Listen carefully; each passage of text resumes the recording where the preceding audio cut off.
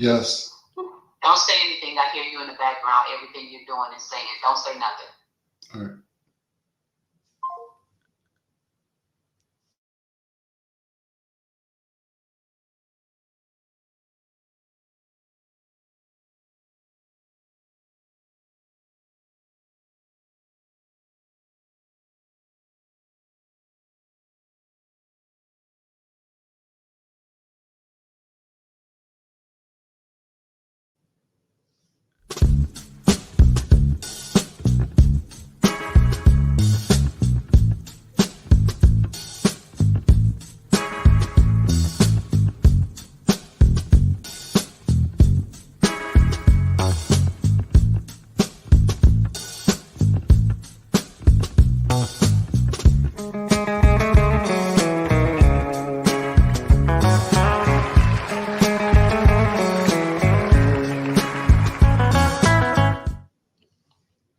Good evening and welcome to Image Builders Presents, a conversation with Michael Carson. I'm your host, Michael Carson.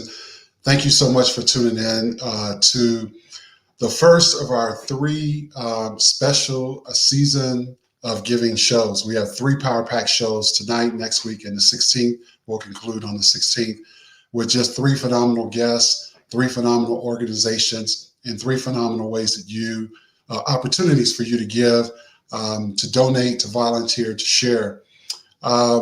If you're watching us via Facebook, make sure you comment, make sure you like, make sure you click that share button, let people know that we're on the air. If you're watching us via YouTube, make sure you click that subscribe button, comment, and also click that bell so that you'll know about next week's show and know about all the different things all the different shows and things that we're going to be doing in 2022. Again, thank you so much for tuning in. We've had a great year. This is our first year. I'm excited to be wrapping up the year with these shows. It's something that I care about, and that's giving back to our community. Tonight, let me bring him on. Our first guest, let me get him back on the screen, is he was with us last week, but he's back tonight. None other than Richard Butler from Atlanta CASA. Thank you, Richard, for joining us. Thank you for having me, Michael. Appreciate it. Appreciate the opportunity to have you on the show. Tell our guests, who is Richard Butler? I always ask this question of all my guests. So who is Richard Butler? Um, Interesting question because it requires some self-reflection, and it's an ever-changing answer to that question. I'm glad to say because I am evolving. I think we all should be evolving, but I think at the core, Richard Butler is simply someone who enjoys most the time he spends with family. And then something that I was thinking about that goes with what you just said, and that's when I'm giving back to my community. When I'm able to make an impact in the community, that's when I get the most pleasure and the most joy. And that's when I feel fulfilled, when I can help, make life more fulfilling for others. So that's really who Richard is, someone who wants to just simply be with his family and give back to his community, making a positive impact. Excellent. Thank you for sharing that with us. I want to say also thank you for your service. You're a veteran like Thank you. myself. And tell us, how did your military service play an impact on shaping who you are and that person who wants to give back? I would say two things in particular. One, the military taught me to stay the course, not to give up. So, when I start doing something, I don't easily jump ship. I have no desire to not see the task finished. And that means my community at this point. I plan on continuing to be an active part of my community, and make sure that we're doing things to positively impact and change our community to be the community, the ideal community we would like to see. That means helping the children, helping the elderly, helping the homeless. You name the need. I want to try and be a part of the solution if at all possible. And Excellent. yeah, I'm So sorry. Go we ahead. talked about the military. Your background is also the school district with CASA and then your own organization, Comfort and Storm. So why is service important to you? I know you said to get back to your community, but why is it at the core? important. Because I know a lot of people give back to the community, but they may not like doing it. They might not like serve. It's more of a task and not so Right. much the service. Well, for me, I think when I consider my life and the things I was exposed to and then the choices I had to make, first and foremost, I grew up in an upper middle class neighborhood. My early years, from birth to about 12 or 13. Then my parents separated, and at that point, I was sent to live in Compton, California, with my grandmother. Um, Stark contrast between the two areas. I Hmm. was living in a rural part of California, out in San Bernardino County, for those that Oh, know the okay. area. And then I moved to I Compton. know the area.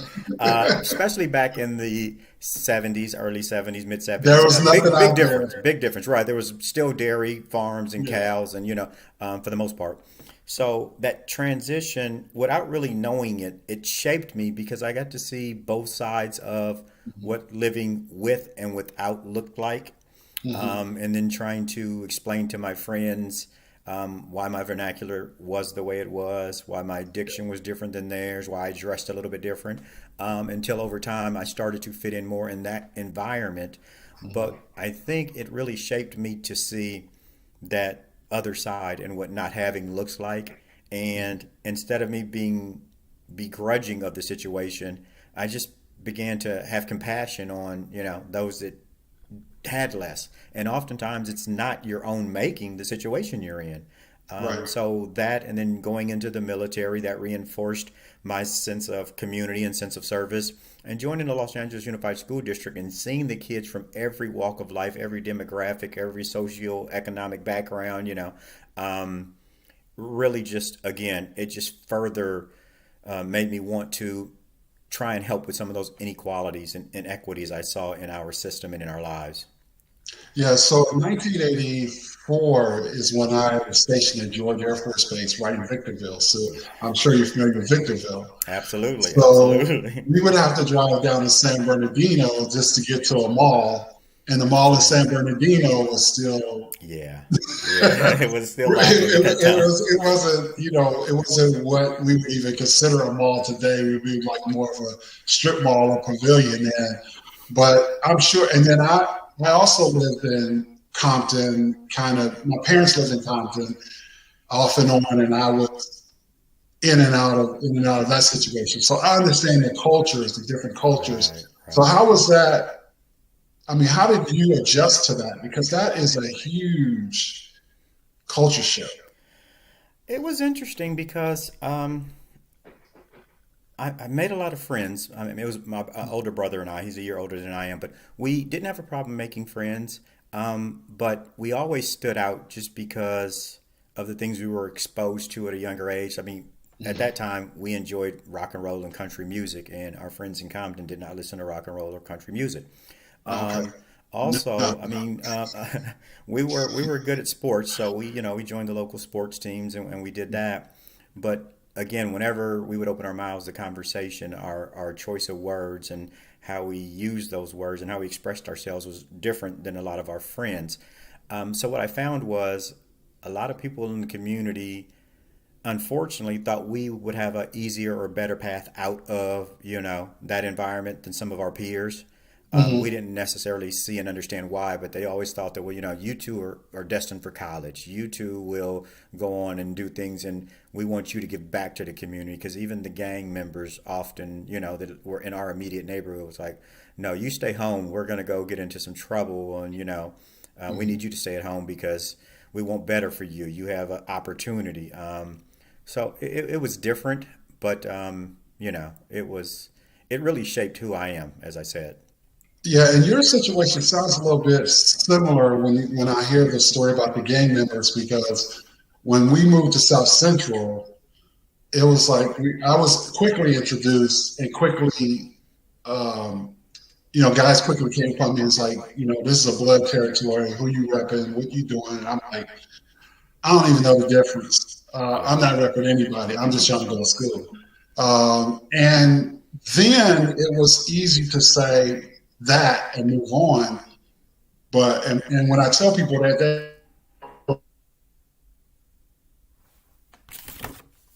like, I know with the crack epidemic and the gang strongholds, became more violent. You weren't able to do that. It was more about what you were wearing, what you shouldn't wear, and so forth and so on. And you didn't really have an option if Yeah. you lived in the neighborhood.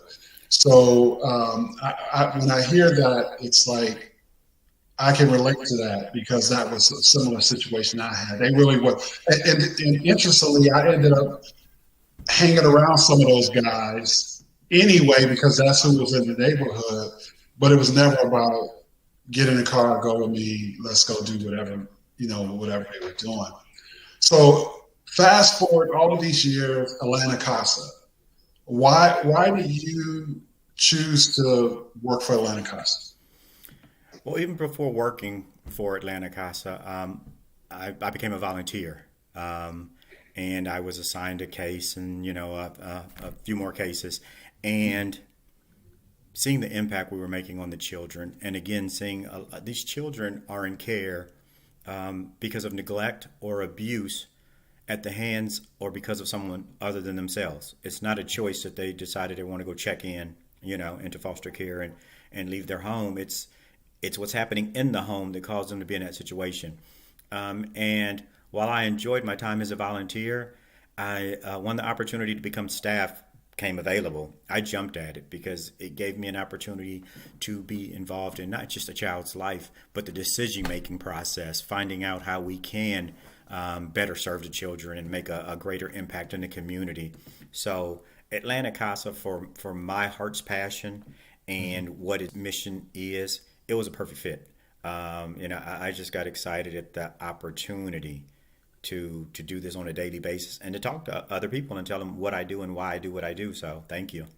Excellent. So if you're just now joining us, I'm speaking with Mr. Richard Butler with Atlanta CASA, and I want to apologize. We're getting an echo, and we kind of heard that before the show started. I'm not sure where that's coming from, so I apologize for the echo, but we're going to continue to go on with our conversation.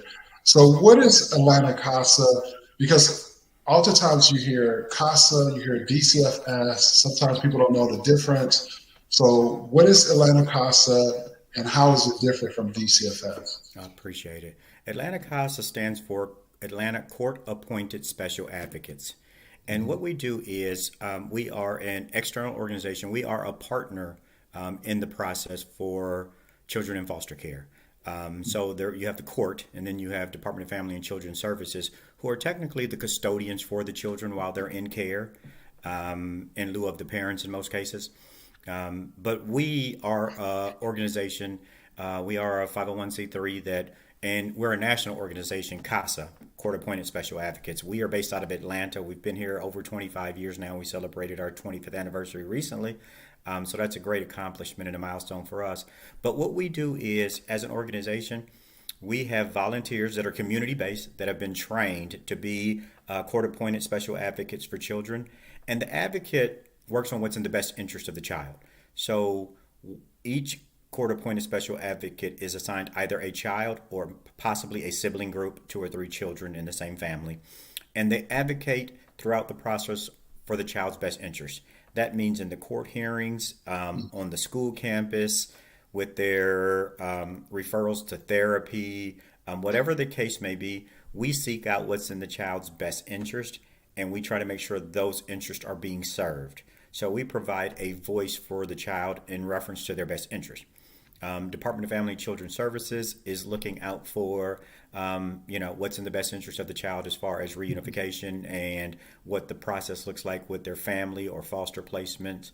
And they're not necessarily what's in the child's best interest at all times. They may make a decision that they think is in their best interest or the family's best interest, not specifically the child, but that is our singular focus, is the child's best interest.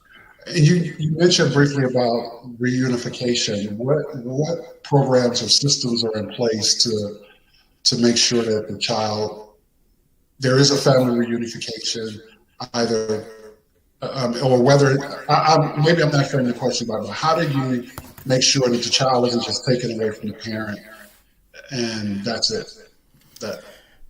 From the time a report is made of neglect or abuse, it's investigated, And the child is only taken out of the home if something has been substantiated, and it rises to the level that the court, particularly the judge making the decisions, determine it necessary for the child to be removed from that home.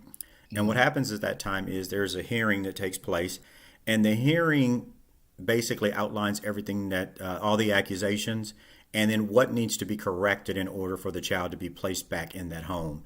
And there's a case plan put in place. So the family members know what their case plan is, that they have to work in order for the child to be placed back in the home. And that's part of what I mean by we focus on what's in the child's best interest, because throughout that process, we're reaching out and making sure that the parent is attending counseling classes, or if they need parenting classes, they're attending that. If there's a drug or alcohol intervention program in place, whatever the need of the home, they may need stable housing because the housing is not stable that they were removed from. So the court has a process in place that the parents have to follow a case plan in order to get the child back. And all parties are kind of doing their part to make sure that's being met. But Atlanta CASA specifically, we're making sure that before we can tell the court that we recommend a child be returned home, we see the progression with the parents in fixing the issues or the problems that cause the child to come out of care to begin with.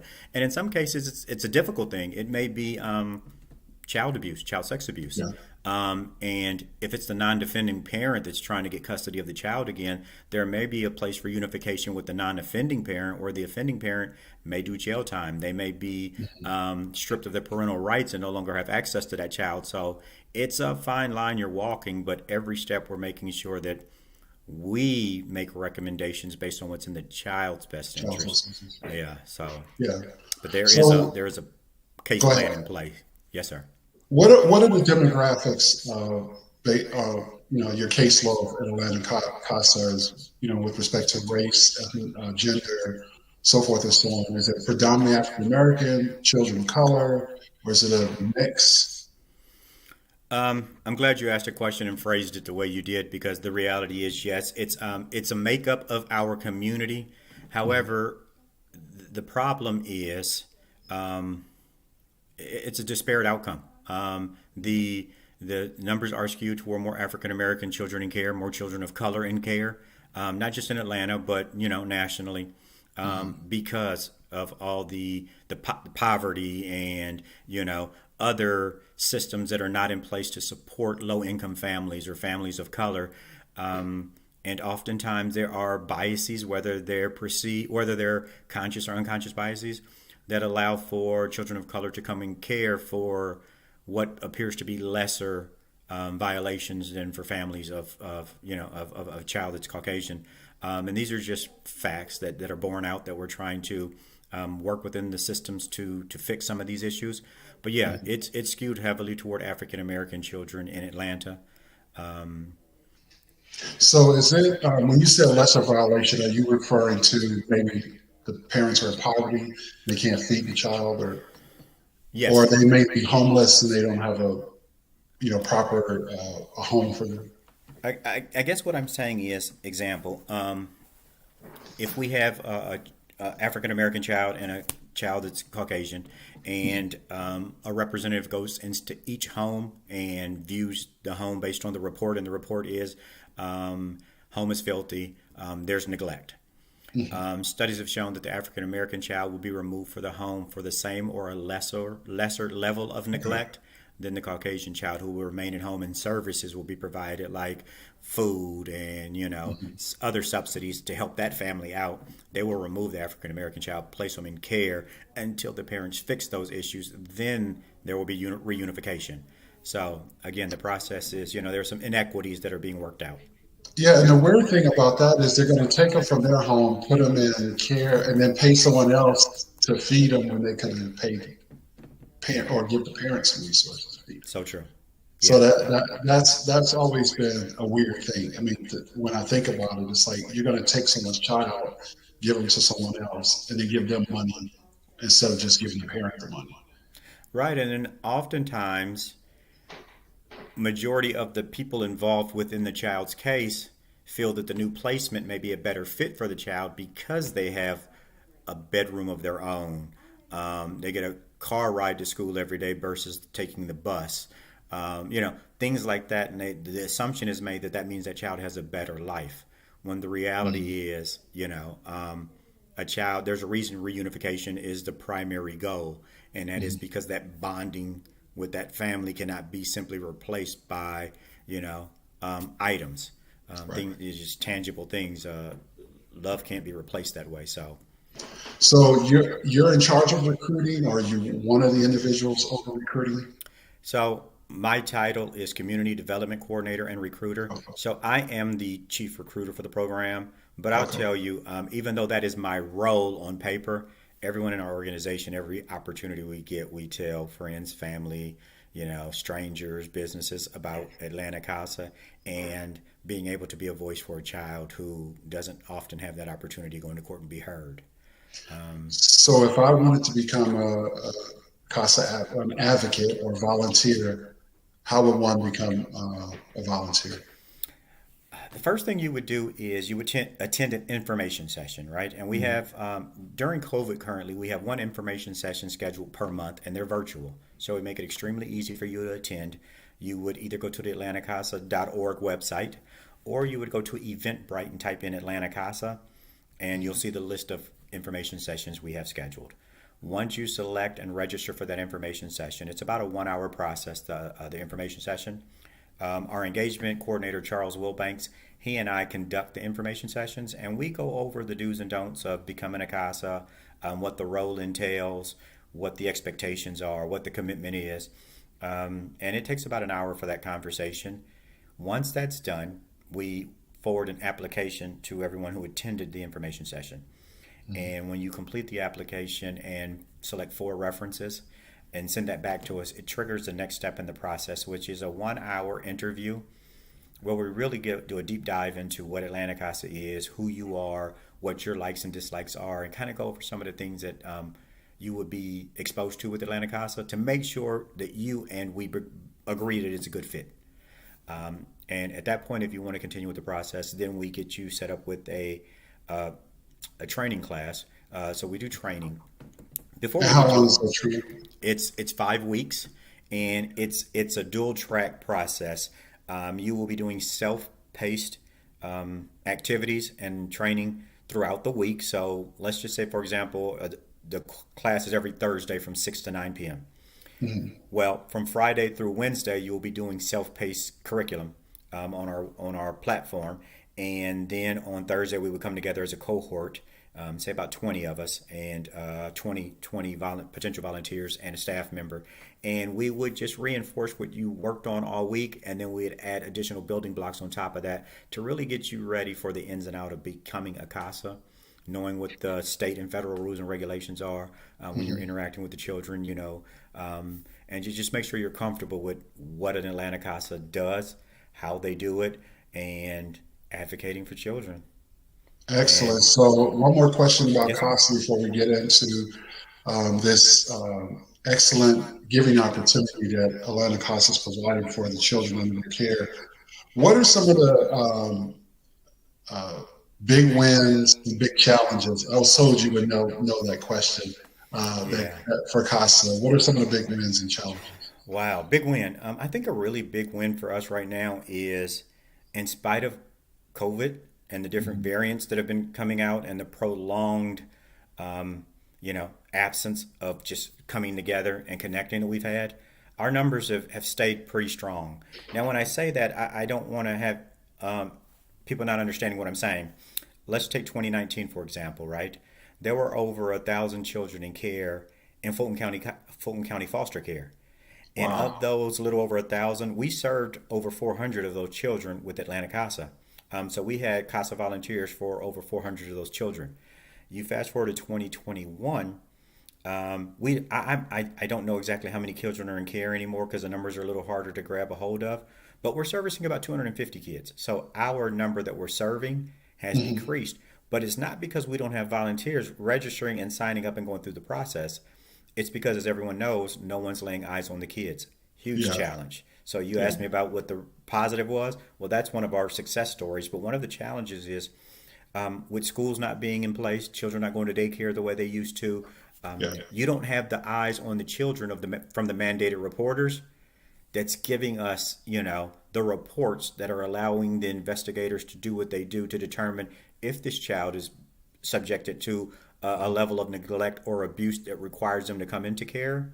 So a lot of the children are staying in the environment that they're exposed to neglect and abuse. So that's a huge, tug on my heartstrings because I'm devastated by that, understanding that COVID is driving that, and we're trying to do it for the children's safety. But at the same time, we understand that there are probably a lot more kids that should be in care right now, and those families being provided resources and services that aren't. Yeah, quick So that follow up to that. So, given the circumstances, is there no way around that? Are you guys seeing I want to just use the word recidivism? Are you seeing repeat, children that maybe you thought were okay, but they're not okay, or this child was on the cusp and now they need your services? How are you guys addressing that? Well, interestingly enough, we're not seeing the recidivism rate increase. If it is, it's small incremental numbers. It's not significant leaps and bounds. But I think part of the problem with that is sometimes people who once you've been through a process, you know what the process is, so you know how to circumvent things or how to stay out of the limelight. And like one thing I had a conversation on earlier today was a lot more kids are being homeschooled, and there's a huge concern that a lot of those kids may be subjected to neglect and abuse, but no one is there to see those children's environment, and what's truly happening. So that's a way that some people have found as a loophole to get around the teachers reporting the lice or whatever the bruises and what's happening Right. at the school site. So once a child's gone through the CASA process and say there's reunification, there's no more follow up to see if the parent is still on the straight and narrow, and see if that child is really getting the care that they need. Yeah, once reunification has taken place, the courts does close the books on that case. And now, in a formal setting, that CASA is no longer formally involved in that child's life in the process. However, a lot of our CASAs do keep in touch with the children, the family, the foster family, because of the bond they've made, particularly with that child throughout that process. So there is a potential for finding out what's happened, and also again, if a neighbor, a family member, a teacher suspects something else, they can open up a new case, and that has happened in the past for families. So it's there, but we're not officially in the loop anymore once the case has been closed. That's correct. Well, thank you for the service that you provide and everyone at Atlanta CASA. I want to transition to get this up on the screen to the season of giving is what the show is about. CASA is all, I know firsthand, my wife was an employee of Atlanta CASA. I know firsthand the work you guys do around Christmas time and the dedication and the hard work we put in. And I know things have transitioned the way you do things over time because of COVID, gift cards and the like, and people being able to pick children out. So talk a little bit about the hope for the holiday 2021. I know there's two opportunities on Saturday, and I'll switch over the screen to the next one. But talk about what this is and how people can get involved. Yeah. So what you see on the screen now is really just this is about giving back to those kids who've had just a tough year. Imagine how difficult it is for us not being able to see our family for the holidays. A lot of us travel to go see family, or they come in to see us. A lot of these children won't have that opportunity, or even if they have the opportunity, they still have to lay their head at night in that foster home and not in the home of their parents and family they've known all these years. So it's difficult. So what we try to do at this time of year is we really want to bring hope for the holidays, just as it says, for the children. We give the children a list to pick some items that they really would love to have for the holidays, and we reach out to our community to really step up. And as you see this here, we're looking for sponsors. You can simply go to contact us at holiday@atlantacasa.org, and you can say, hey, I want to sponsor 5 kids. I want to sponsor 1 kid. And you'll be able to see our list of what the children want, what they're asking for, and a lot of them just want gift cards. But then there are some that want a plush toy or a skateboard or school Right. supplies, so they're not being picked on at school because they don't have all the supplies that other kids have. Jeans that fit, a jacket in the cold weather. Mhm. Critical that the kids get these things. So we're just asking for anyone that it's laid on your heart to give to these kids and make their holiday season a little bit better. We're trying to provide hope. So that's Excellent. what, and that's going to be beginning, like you said, on the 4th, 2 more days. We're really looking forward to that push to donate. And again, no donation is too small. It all goes directly to something for the children. And then next up, I wanted to put here the wrap up, Atlanta Casa wrap up 2021 the right way. How's the holiday wrap? I How can am people so follow you? excited about this. I am so excited about this holiday wrap. We get to come together as a community again. We're going to be in the courthouse. We will be socially distanced. We will have 3 or 4 people at each table, and the tables are spread out far apart. But you do have to, and you have to go in and register.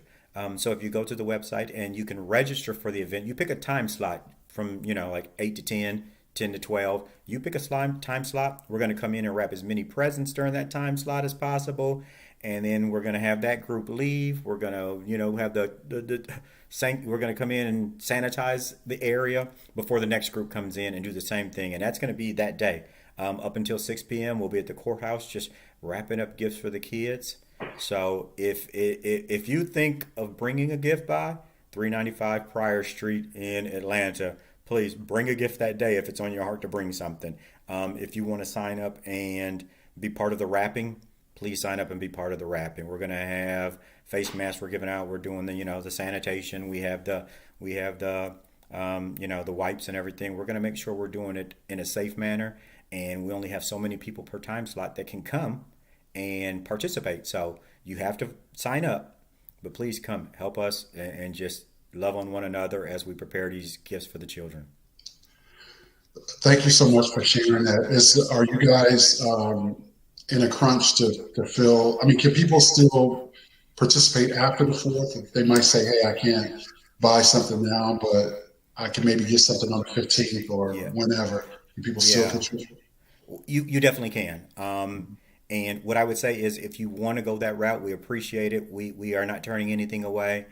Just go to that holiday at Atlanta Casa and shoot us an email letting us know so that we make sure that you have access to the courthouse. Because again, it is a courthouse. We're on the 4th floor.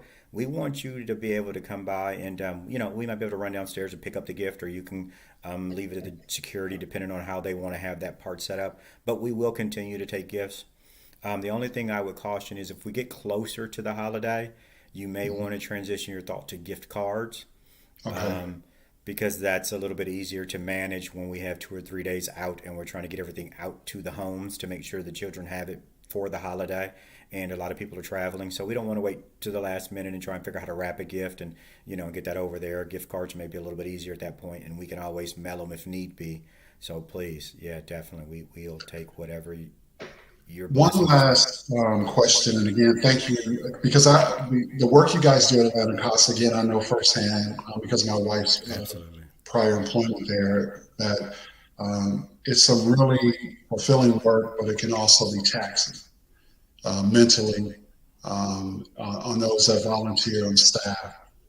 So for those of you that are watching, for the people that are watching, rather, um, and they say, you know what, I really want to do this, but I don't know if this is something for me. I don't know if I can deal with the mental anguish of seeing a child be abused or seeing a child being separated, or I just don't know. What would you say to them, and then what would you say to individuals about how dedicated the staff are to not only the volunteers but to children?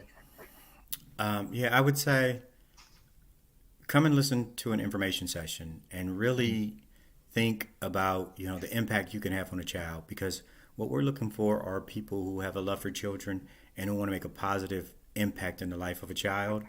Yeah, there's some very heartbreaking stories. There are going to be some tough days for some of our casas because of the nature of the case. But I will tell you, every time you see that child in court, every time that child gives you a hug or shed a tear, or for the older ones, they send you a text message saying, thank you, you helped me at school. I'm going to the next grade because of you. There's a chance that my mom and I can spend a holiday together because she's working her case plan because you stayed on top of what's happening. And, there's a chance for unification. Or National Adoption Day was just a couple of weeks ago. I've been adopted by a family who loves me and wants me. I mean, man, it makes it all worthwhile when any of those things take place, let alone all of them. And again, these children didn't ask to be placed in care, but to have a community that's supporting them and assisting them it's just one of the best feelings you can have. That's all I can really tell you is, Chuck always says, make sure this is something you want to do because it's not like going down and feeding the homeless today or passing out socks and going home and you feel all warm and fuzzy because you hear some tough and difficult things. But you still get that warm and fuzzy eventually when you help that child get to permanency, whatever that may look like. And then as far as our staff. The staff. This staff, I mean, we work tirelessly, but it's giving of all of our heart into these cases because we want what is in these children's best interest, and we want them to have a chance at success. And for the volunteers, I mean, we're going through a sanctuary certification, which is a 3-year process to be certified trauma-informed agency. And part of that is self-care. You have to have a self-care plan, as well as a safety plan and other things. So we're constantly checking in with one another. We're also constantly checking in with the volunteers, how are you feeling today? What is your goal for the day? And we want to ask them, what are you going to do for self-care? Who will you reach out to if you need help? All these questions must be asked because if you're not in a good place, I'm not going to throw more on your plate and ask you to do more stuff right now. I'm going to reach out to someone else that can help me. And I'm going to maybe offer some resources or some advice or some, encouragement to you while you're in your season of heaviness, because we all go through it. So it's just understanding. We talk about vicarious trauma all the time because it's real. And you can become burnt out or, overworked or stressed or just have a heavy heart behind what you're hearing. So we want to be there for one another, and we do a great job at that. And we're just ever trying to figure out how to do it better and better. Well, again, thank you, Richard, so much for joining the show tonight. I really appreciate it. For those of you that are watching, again, that's holiday@atlantacasa.org. That's how you can contact them and find out how you can purchase a toy for a child or purchase some clothes or whatever that child needs, you can purchase. Also, on Saturday, is it $3.95 choir? Is that yes, sir. Yes, sir. $3.95 choir in Atlanta. You can join them. You can wrap gifts for children. They'll be there from 9 to 6. Make sure you bring a mask. I'm sure they'll have extra masks if you need one. But Atlanta CASA is putting in the work. And I know there's a small staff of people who are doing a phenomenal job in reaching a number of children across the Fulton County area here in Georgia. And they are worthy to be praised for their efforts. And the children could use even more qualified, dedicated volunteers who need them in their court to advocate on their behalf. So if you're interested in being a volunteer, reach out to atlantacasa.org. If you want to again join them this weekend or give to their holiday extravaganza is what I'm going to call it. You can do so at holiday@atlantacasa.org. Thank you for tuning in tonight. You've been watching a conversation with Michael Carson. I'm Michael Carson. We have 2 more weeks of our series of Season of Giving. Next week, we're going to highlight the United Way. You don't want to miss that show. We'll be right back here at 7 p.m. Eastern Time. Richard and I are going to hop off this broadcast, and then we're going to go over to Instagram. So if you're wanting to join us, wanting to join the conversation to hear more about what they're doing at CASA and how you can volunteer and how you can give and how you can join, please join us on Instagram Live at Michael Carson Jr. Richard and I are going to be on there shortly. But again, thank you for tuning in tonight. Click that like, share button, comment, let someone know that we want to air tonight. Share this information with them. Let them know how they can give to Atlanta CASA. And if you're on YouTube, do the same. Make sure you click that subscribe button and that bell. Thank you so much for tuning in. Continued blessings, and we'll see you next week. Thank you for tuning into Conversations with Michael Carson. Join us here each Thursday night at 7 p.m. Eastern Time for engaging and insightful conversations. We hope you enjoyed the show. If you have not already done so, don't forget to click the share button on Facebook and the subscribe button on YouTube. The conversation doesn't stop here. Head over to Instagram and join us on Michael Carson Jr. starting shortly. See you soon, and until next time, continue blessings.